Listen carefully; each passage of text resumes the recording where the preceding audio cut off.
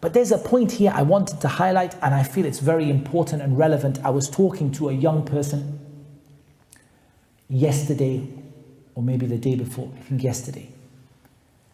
And we were talking about some of the pressures in school.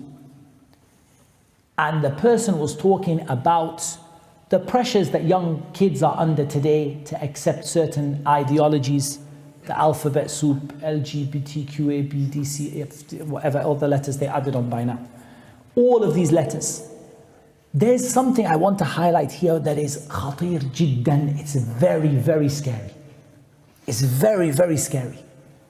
And that is, a person may commit a sin knowing that sin is wrong, and Allah may forgive them completely.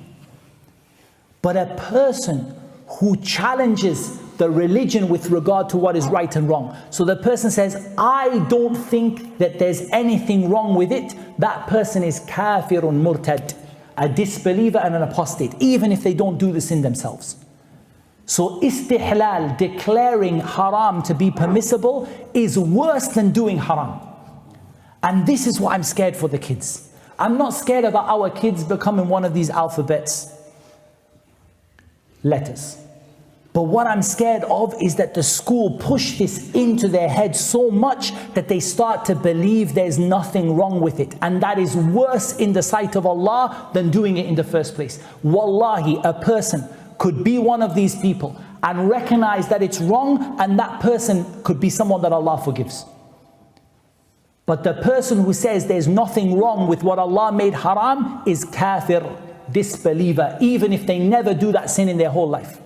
So let's imagine two people. One person drinks alcohol every day, and they say, I believe this is haram. Perhaps Allah will forgive them and not punish them in anything. And perhaps Allah will punish them and then enter them into Jannah. Another person never drank alcohol in their life, not once. But they say, I don't see anything wrong with it. They are in Jahannam khalidina fiha. They will never come out of it.